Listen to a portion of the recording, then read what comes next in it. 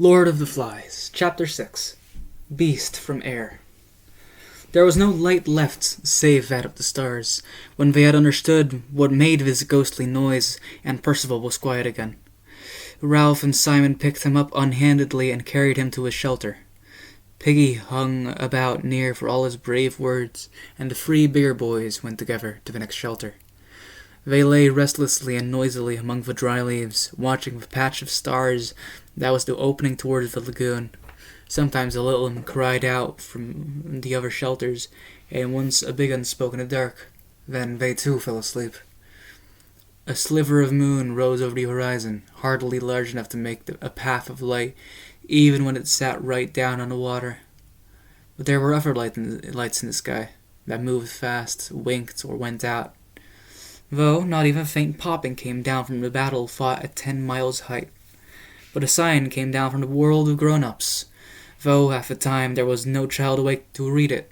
There was a sudden bright explosion, and corkscrew trails right across the sky. Then darkness again, and stars. There was a speck above the land, a figure dropping swiftly beneath a parachute, a figure that hung with dangling limbs. The changing winds of various altitudes took the figure where they would.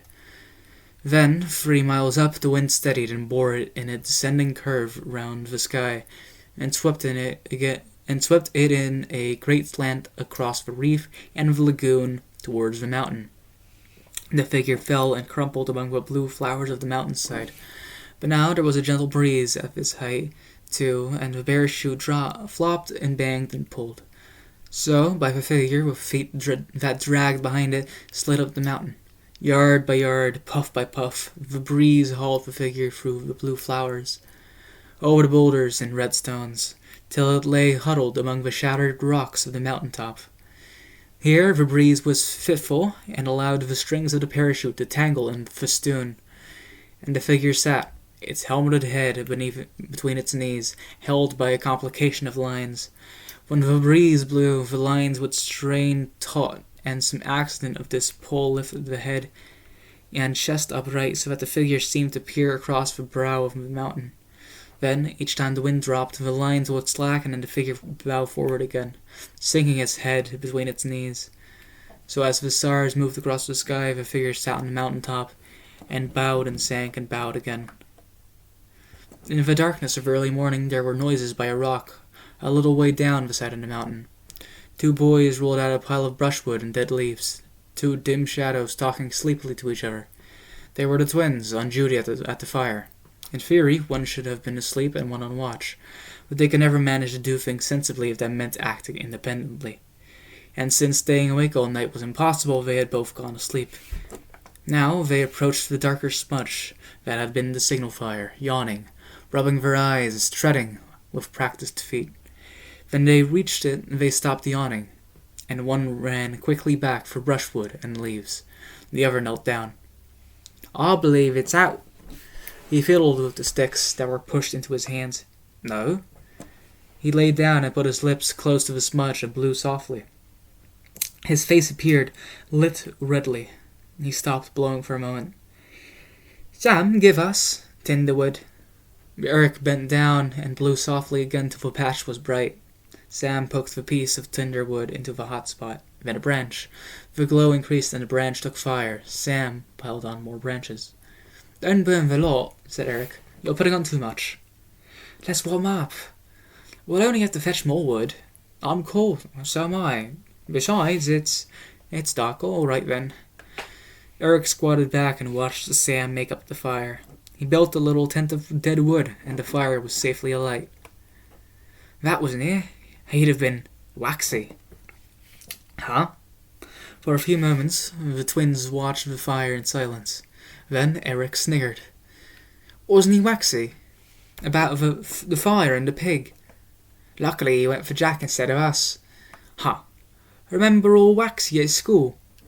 Boy, you are driving me slowly insane." The twins shared their identical laughter, then remembered the darkness and the other things, and glanced around uneasily. The flames, busy about the tent, drew their eyes back again. Eric watched the scurrying woodlice that were frantically unable to avoid the flames, and thought of the first fire just down there, on the steeper side of the mountain, where now was complete darkness. He did not like to remember it, and looked away at the mountain top. Warmth radiated now, and beat pleasantly on them. Sam amused himself by fitting branches into the fire as closely as possible. Eric spread out his hands, searching for the distance at which the heat was just bearable. Idly looking beyond the fire, he resettled the scattered rocks from their flat shadows into daylight contours. Just there was the big rock, and the three stones there, that split rock, and there beyond was a gap, just there. Sam? Huh? Nothing. The flames were mastering the branches, the bark was curling and falling away, the wood exploding, the tent fell inwards and flung a wide circle of light over the mountain top. Sam? Huh? Sam! Sam! Sam looked at Eric irritably. The intensity of Eric's gaze made the direction in which he looked terrible. For Sam had his back to it, he scrambled around the fire, squatted by Eric, and looked to see. They became motionless, gripped in each other's arms, 4 unwinking eyes aimed and 2 mouths open. Far beneath them, the trees of the forest sighed, then roared. The hair on their foreheads fluttered, and flames blew out sideways from the fire. 15 yards away from them came the plopping noise of fabric blown open. Neither of the boys screamed, but the grip of their arms tightened, and their mouths grew peaked. For perhaps 10 seconds they crouched like that, while the flailing fire sent smoke and sparks and waves of inconsistent light over the top of the mountain. Then, as though they had but one terrified mind between them, they scrambled away over the rocks and fled. Ralph was dreaming. He had fallen asleep after what seemed hours of tossing and turning noisily among the dry leaves. Even the sounds of nightmare from the other shelters no longer reached him, for he was back to where he came from, feeding the ponies with sugar over the garden wall. Then someone was shaking his arm, telling him that it was time for tea. "Ralph, wake up!" The leaves were roaring like the sea. "Ralph, wake up!" "What's the matter?" "We saw the beast, plain." "Who are you? The twins?" "We saw the beast." Quiet, Piggy." The leaves were roaring still. Piggy bumped into him, and a twin grabbed him as he made for the oblong of paling stars. "You can't go out, it's horrible." "Piggy, where are the spears?" "I can hear the..." "Quiet then, lay still." They lay there, listening, at first with doubt, but then with terror, to the description the twins breathed at them between bouts of extreme silence. Soon the darkness was full of claws, full of the awful unknown and menace. An interminable dawn faded the stars out, and at last light, sad and grey, filtered into the shelter. They began to stir through the world outside the shelter. They began to stir, though still the world outside the shelter was impossibly dangerous. The maze of the darkness sorted into near and far, and at the high point of the sky, the cloudlets were warmed with color. A single seabird flapped upwards with a hoarse cry that was echoed presently, and something squawked in the forest. Now streaks of cloud near the horizon began to glow rosily, and the feathery tops of the palm were green. Ralph knelt in the entrance to the shelter and peered cautiously around him. "Sam and Eric, call them to an assembly. Quiet, go on." The twins, holding tremulously to each other, dared the few yards to the next shelter and spread the dreadful news. Ralph stood up and walked for the sake of dignity, though with his back pricking to the platform.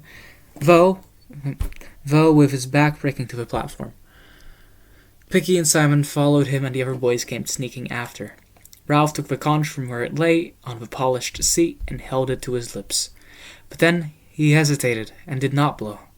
He held the shell up instead and showed it to them, and they understood.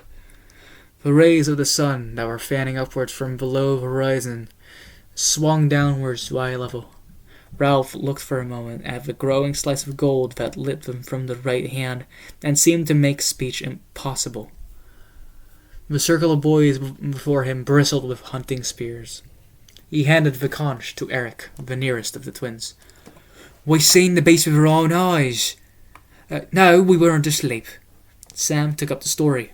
By custom, now one conch did for both twins, for their substantial unity was recognized. It was furry, so there was something moving behind its head, its wings. The beast moved too. Oh, that was awful. It kind of sat up. Oh, the fire was bright. We just made it up.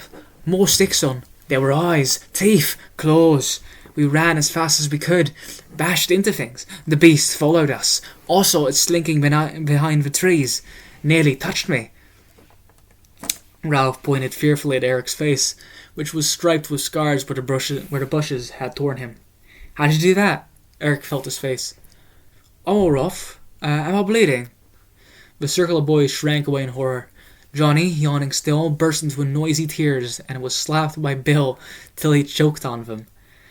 The bright morning was full of threats, and the circle began to change. It faced out rather than in, and the spears of sharpened wood were like a fence. Jack called them back to the center. This is a real hunt. Who will come? Ralph moved impatiently. These spears are made of wood, don't be silly. Jack sneered at him.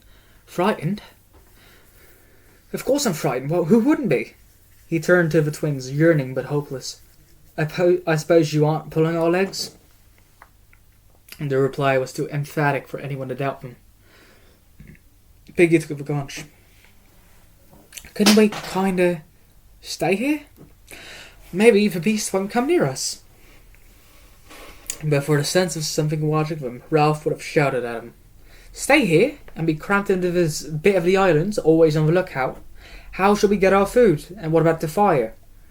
Let's be moving, said Jack relentlessly. We're wasting time. No, we're not. What about our little uns? Our sucks to the little uns. Well, somebody's going to look at. Someone's supposed to be looking after them. Nobody has so far.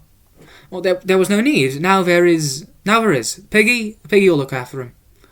That's right. Keep Piggy out of danger. Have some sense. What can Piggy do with only one eye? The rest of the boys were looking from Jack to Ralph curiously. And another thing, he can't have an ordinary hunt because the beast does leave tracks. If it did, you'd have seen them. For all we know, the beast may swing through the trees like what's his name? They nodded. So we've got to think. Piggy took off his damaged glasses and cleaned the remaining lens. How about us, Ralph? You haven't got the conch here. I mean, how about us? I suppose the beast comes when you're all away.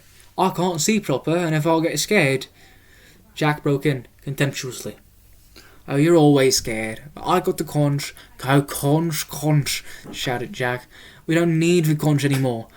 We know who ought to say things. What good did Timon do speaking, or Bill, or Walter? It's time some people knew they've got to keep quiet and leave deciding things to the rest of us. Ralph could no longer ignore his speech. The blood was hot in his cheeks. You haven't got the conch, he said. Sit down. Jack's face went so white that the freckles showed as clear, brown flecks. He licked his lips and remained standing. This is a hunter's job. The rest of the boys watched intently. Piggy, finding himself uncomfortably embroiled, slid the conch to Ralph's knees and sat down. The silence grew oppressive, and Piggy held his breath. This is more than a hunter's job, said Ralph at last, because you can't track the beast. And don't you want to be rescued? He turned to the assembly. Don't you all want to be rescued? He looked back at Jack. I said before, the fire is the main thing. Now, the fire must be out. The old exasperation saved him and gave him the energy to attack. Hasn't anyone got any sense? We've got to relight that fire. You never thought of that, Jack, did you? Or don't any of you want to be rescued? Yes, they wanted to be rescued. There was no doubt about that.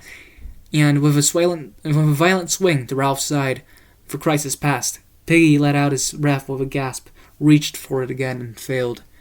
He lay against the log, his mouth gaping, blue shadows creeping around his lips. Nobody minded him. Now think, Jack, is there anywhere on this island that you have not been? Unwillingly, Jack answered. There's only...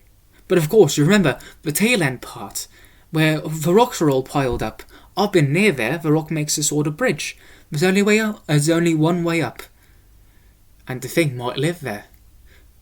All the assembly talked at once. Quiet! All right, that's where we'll look. If the beast is not there, we'll go over the mountain and look, and we'll light the fire.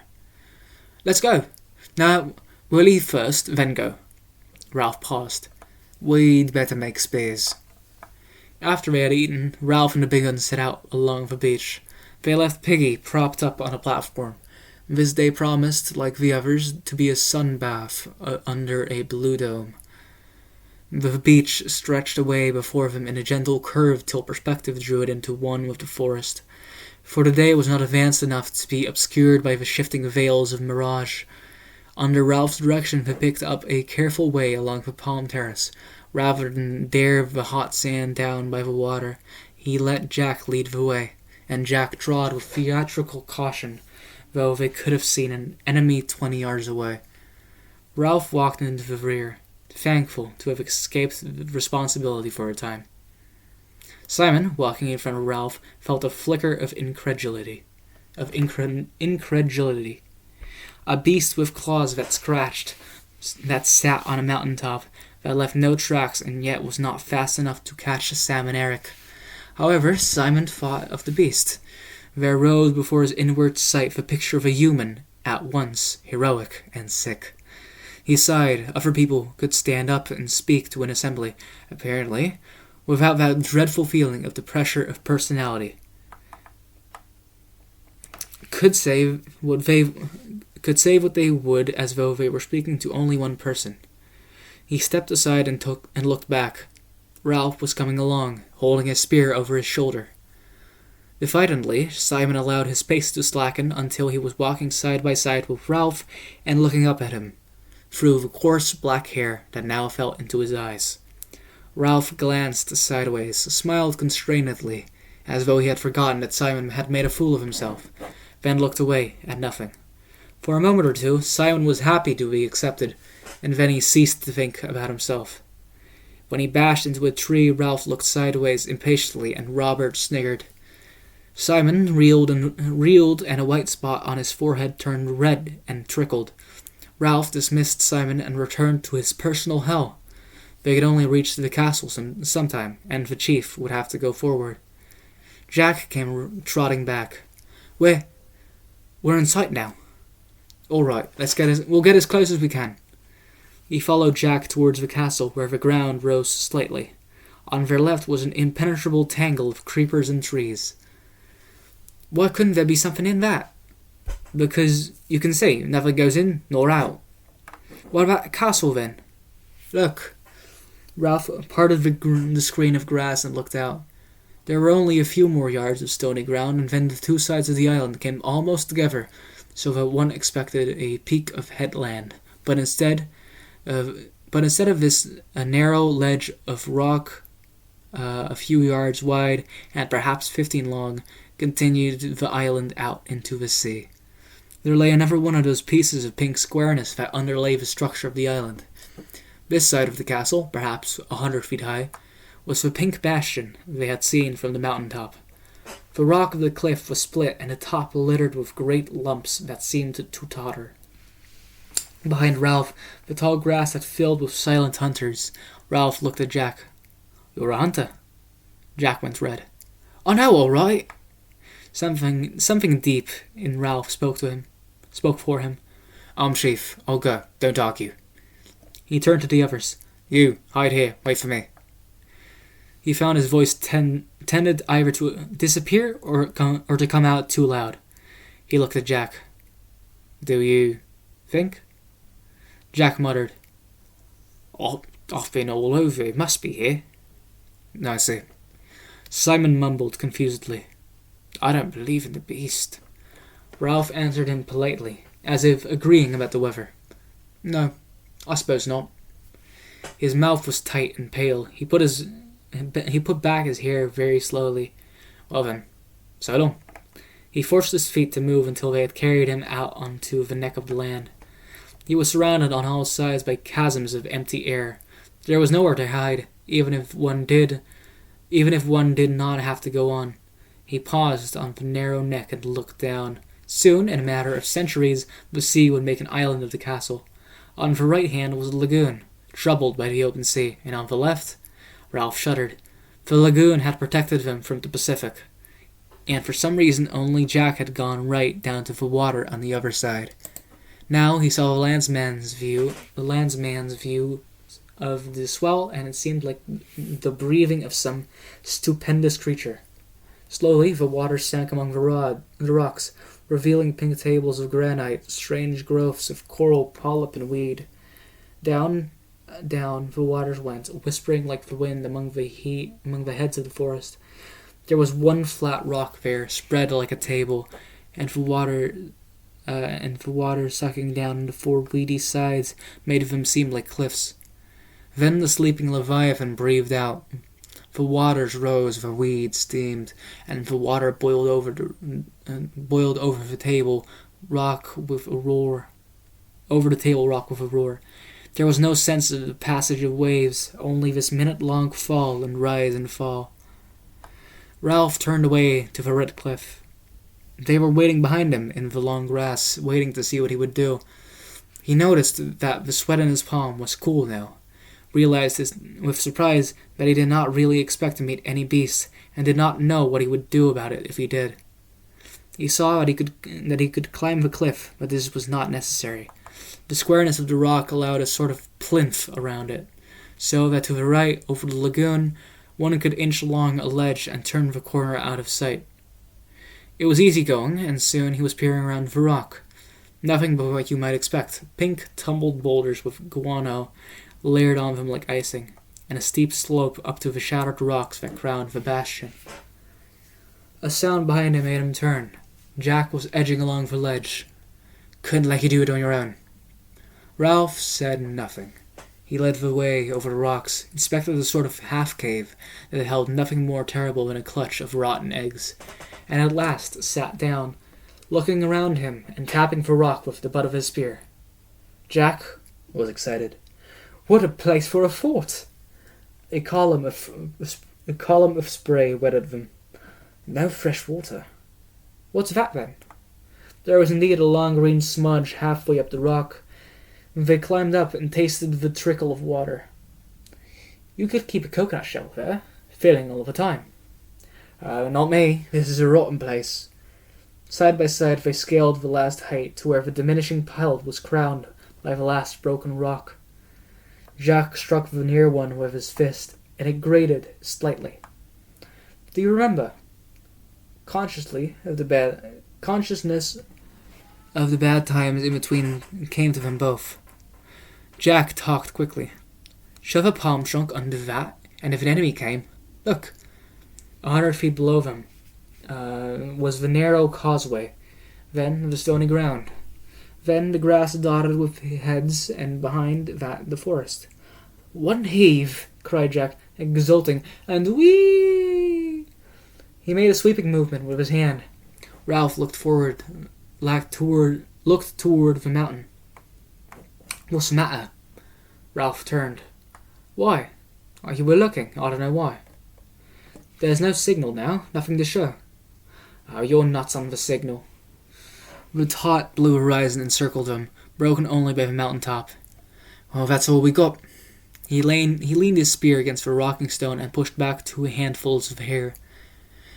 "We'll have to go back and climb the mountain. That's where they saw the beast." "The beast won't be there."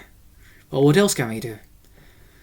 The others, waiting in the grass, saw Jack and Ralph unharmed and broke cover into the sunlight.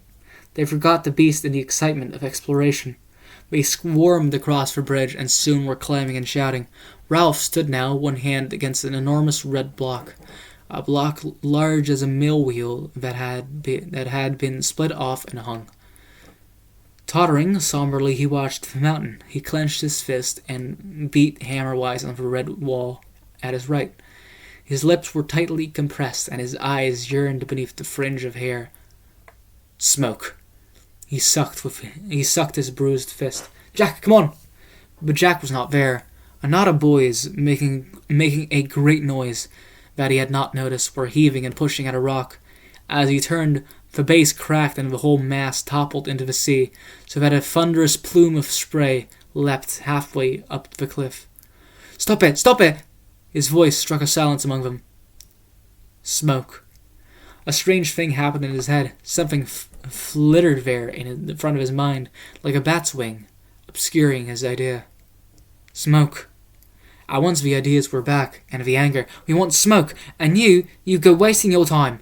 You roll rocks," Roger shouted. "Why, we've got plenty of time." Ralph shook his head. "We'll go to the mountain, now." The clamor broke out. Some of the boys wanted to go back to the beach. Some wanted to roll more rocks. The sun was bright, and danger had faded with the darkness. "Jack, the beast might not be here. Might be on the other side. You can lead again. You've been." "We could go by the shore. There's fruit." Bill came up to Ralph. "Why can't we stay here for a bit?" "That's right. Well, let's have a thought." "There's no food here," said Ralph, "and no shelter, not much fresh water." "This would make a wizard fort. We can roll rocks right onto the bridge." "I say we'll go on," shouted Ralph furiously. "We've got to make certain we'll go now." "Let's stay here, back to the shelter." "I'm tired." "No." Ralph struck the skin of his knuckles. They did not seem to hurt. "Chief. We've got to make certain. Can you see the mountain? There's no signal showing. There may be a ship out there." Are you all off your rockers?" Mutinously, the boys fell silent or muttering. Jack led the way down the rocks and across the bridge.